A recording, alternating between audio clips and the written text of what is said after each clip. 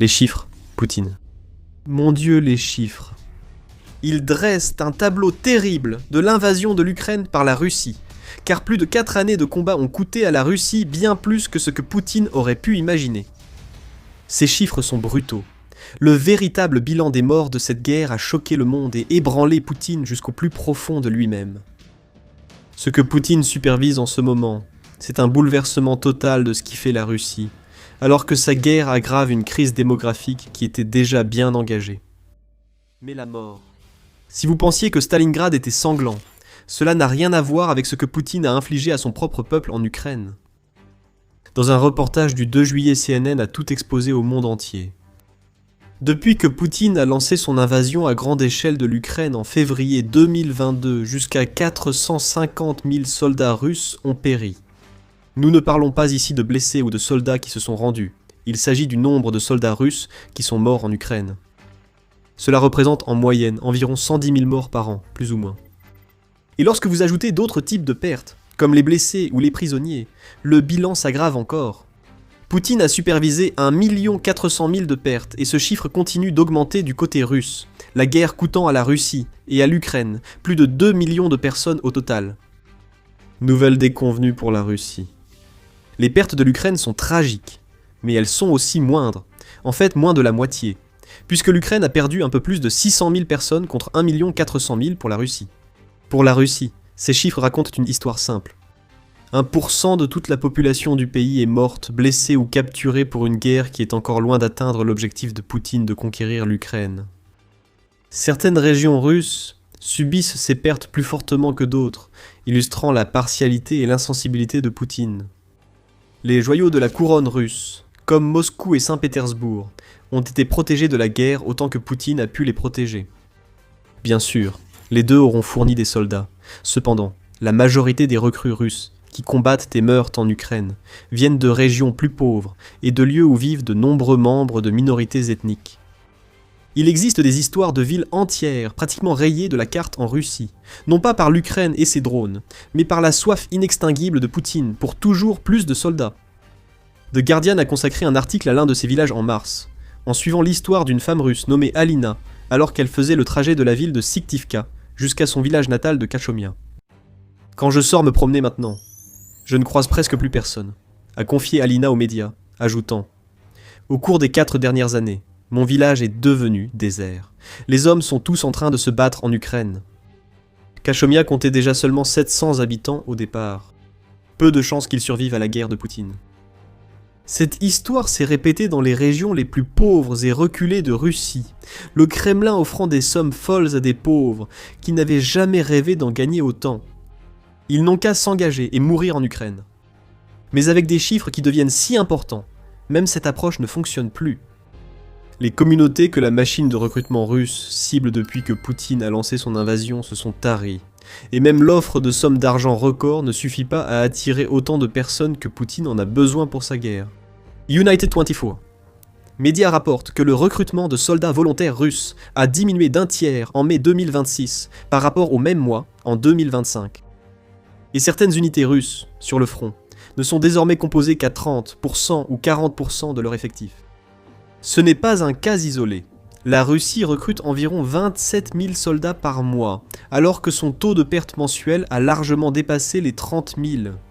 Nous n'avons plus personne ici. Les idiots prêts à y aller pour de l'argent, il n'y en a plus, affirme un soldat russe anonyme. C'est soit la mobilisation, soit perdre la face. Vladimir Poutine redoute la mobilisation, conscient de la forte opposition qu'elle susciterait. Mais il se retrouve à court d'options. La guerre en Ukraine est devenue trop coûteuse pour que la stratégie actuelle du Kremlin tienne. La Russie perd actuellement 8 soldats pour chaque perte ukrainienne. Du côté des pertes humaines, les 625 000 pertes ukrainiennes estimées incluent 150 000 morts. La Russie a perdu 3 fois plus de soldats morts, ainsi que plus du double du nombre total de pertes. C'est trop. Même Stalingrad n'a pas été aussi terrible pour la Russie. Stalingrad fut l'une des campagnes les plus sanglantes de l'histoire russe. De nombreux Russes pleurent les pertes de cette bataille, tout en la considérant comme un exemple majeur de la volonté russe triomphant de l'ennemi. Britannica précise que cette bataille fut l'une des plus marquantes de la Seconde Guerre mondiale. Et c'est aussi un élément clé du mythe de la grande guerre patriotique, auquel Poutine fait souvent appel lorsqu'il essaie de convaincre encore plus de Russes de se sacrifier pour son invasion. Stalingrad a aussi été sanglante. À la fin de la bataille, jusqu'à 800 000 soldats de l'Axe étaient morts, blessés ou capturés. Du côté soviétique, les historiens russes estiment qu'environ 1,1 million de membres de l'armée rouge ont été victimes des combats, ainsi que 40 000 civils. Vous avez sûrement remarqué certains points sur ces chiffres. Commençons par l'essentiel. 1,1 million de victimes à Stalingrad, soit 300 000 de moins que les 1,4 million de pertes que la Russie a subies en Ukraine. Mais encore plus que cela. Si vous ajoutez les 800 000 pertes de l'Axe aux 1,1 million de pertes soviétiques, vous obtenez 1,9 million, soit 100 000 de moins que le nombre total de pertes de la guerre en Ukraine qui fait encore rage. L'Ukraine est officiellement pire pour la Russie que Stalingrad. Bien sûr, il existe une réserve majeure à cette affirmation. La bataille de Stalingrad n'était qu'une bataille d'une guerre beaucoup plus vaste qui a touché le monde entier. Les pertes russes en Ukraine couvrent plus de 4 années de combat, donc il s'agit d'une comparaison imprécise. Cependant, un aspect de cette comparaison est si terrifiant pour la Russie que la guerre en Ukraine lui causera plus de tort que Stalingrad. Au-delà des chiffres, c'est cet aspect qui rend l'Ukraine plus grave pour la Russie que Stalingrad, et tout tient en un mot. Mais avant de révéler quel est ce mot, et d'explorer l'énorme problème que l'invasion ratée de Poutine a créé pour la Russie, ceci est un rappel que vous regardez The Military Show. Si vous trouvez la chaîne instructive, alors abonnez-vous et activez la cloche de notification pour être sûr de voir plus de nos vidéos. Donc ce mot si important, la démographie. Dire que Stalingrad n'a pas causé de problèmes démographiques à la Russie serait faux. Bien sûr que si. Plus d'1 million de pertes en une bataille, ajoutées à toutes les autres subies par la Russie pendant la Seconde Guerre mondiale, auront forcément un impact. Et c'est ce que nous avons constaté. La région de Stalingrad a vu sa population diminuer d'environ 500 000 personnes en raison d'une combinaison de pertes humaines, d'évacuation et d'occupation, ce qui représentait environ un quart de la population totale de Stalingrad dans les années 40. Ce problème démographique a eu un effet de ricochet dans les régions voisines, tout en restant partiellement localisé. La Russie elle-même n'a pas connu de crise démographique massive à la suite des pertes énormes à Stalingrad, mais les pertes en Ukraine sont différentes. Elles dépassent désormais celles de Stalingrad et plongent la Russie encore plus profondément dans un trou noir démographique, où elle était déjà aspirée avant le début de la guerre, et dont il est désormais impossible de sortir à cause du désir insensé de Poutine de poursuivre l'invasion. La situation va empirer. Stalingrad est fini, mais la guerre en Ukraine continue. Les pertes russes, désormais estimées à 1 400 000, appellent déjà la mention, et ce n'est pas fini. En fait, vu le taux de perte de la Russie de plus de 30 000 soldats par mois, dont 39 490 pertes rien qu'en juin, on parlera d'environ 1,6 million de pertes d'ici la fin de 2026. Poutine cause des pertes supérieures à celles de Stalingrad. Il alimente une crise démographique de longue date dont la Russie ne se remettra peut-être jamais. Cette crise n'a rien de nouveau. Dès 1976, un démographe français, nommé Emmanuel Todd, avait prédit que ce que nous voyons aujourd'hui en Russie finirait par arriver. Il affirmait que l'Union soviétique, encore un monolithe dans les années 1970, s'effondrerait dans les 10 à 30 ans qui suivraient. Cet effondrement est survenu au milieu de la période anticipée par Emmanuel Todd et a causé un autre problème signalé par le démographe. La hausse de la mortalité infantile, l'augmentation des suicides et d'autres problèmes montraient un système soviétique dysfonctionnel qui allait bouleverser la démographie russe dans les années suivantes. Encore une fois, les prédictions de Todd se sont réalisées. En 1992, l'année qui a suivi la dissolution de l'Union soviétique, la population de la Russie a commencé une période de croissance négative, où le nombre de décès dépassait le nombre de naissances, même en tenant compte de l'augmentation de la population due à l'immigration. C'était inédit en Russie en temps de paix, et a déclenché une crise démographique qui est plus grave que jamais aujourd'hui. En 1999, la fécondité en Russie n'était que de 1,18 enfants par femme, ce qui était loin d'être suffisant pour compenser le taux de mortalité du pays en temps de paix. Avançons jusqu'à aujourd'hui, et la Russie fait face au même défi qu'en 1992, trop de décès et pas assez de naissances. La fécondité en Russie s'est quelque peu rétablie depuis les terribles années 1990, mais il reste bien en dessous des 2,1 naissances par femme nécessaires pour maintenir une population stable. Bien que mieux qu'en 1999, Le taux de natalité russe baisse à nouveau depuis 10 ans. 2025 a marqué la 10e année consécutive de baisse du taux de fécondité, alors que les femmes russes ont eu en moyenne 1,374 enfants par femme. Ce n'est pas suffisant pour la Russie, même lors de ses meilleures périodes, et cela l'est encore moins aujourd'hui, après tant de morts russes en Ukraine depuis février 2022. Voilà l'héritage que Poutine laissera, expliquant pourquoi l'Ukraine nuit aujourd'hui davantage à la Russie que Stalingrad. Ce ne sont pas que les chiffres. L'impact de la guerre se fera sentir en Russie pendant des décennies. Poutine sait que la Russie traverse une crise démographique. Il en est conscient depuis son arrivée au pouvoir en 2000. Rien que dans les années 2020, le président russe a tenté des mesures de plus en plus désespérées pour convaincre les Russes d'avoir plus d'enfants. En 2020, Poutine a promis des allègements fiscaux aux familles nombreuses pour augmenter la fécondité en Russie de 1,5 à 1,7 enfants par femme. Un financement public pour les nouvelles mères a aussi été promis, alors qu'il était réservé aux familles avec au moins 2 enfants. Des repas scolaires gratuits ont aussi été promis. Rien de tout cela n'a fonctionné. Mais Poutine et ses acolytes du Kremlin continuent d'essayer. Les méthodes sont devenues de plus en plus bizarres. Le magazine The Week évoque des campagnes étranges, qui incluent l'installation de banderoles roses à Moscou portant la phrase « toujours pas accoucher », dans ce qui semble être une tentative de culpabiliser les femmes sans enfants pour les pousser à en avoir. Le ministère russe de l'éducation a annoncé publiquement qu'il voulait créer des conditions favorables aux relations amoureuses dans les écoles, dans ce qui ne peut être qu'un programme anti-abstinence destiné à des enfants qui ne devraient absolument pas avoir d'enfants eux-mêmes. En février, Poutine a demandé aux entreprises russes d'encourager leurs employés à avoir plus d'enfants. Nous ignorons comment ils doivent procéder. Mettre des gants et guider l'homme? Non. Inutile de finir cette idée. Poutine a aussi souhaité que les familles de 3 enfants, avant 35 ans, deviennent la norme en Russie, et non une exception, comme si cette déclaration suffisait à résoudre la faible natalité persistante depuis la fin de l'Union soviétique. Résoudre les problèmes démographiques de la Russie serait l'une des raisons pour lesquelles Poutine a déclenché la guerre en Ukraine. Après tout, si l'opération militaire spéciale de Poutine avait réussi à soumettre l'Ukraine en quelques jours comme cela était prévu, cela aurait représenté environ 40 millions de personnes en plus dans la population russe, selon les calculs de Poutine.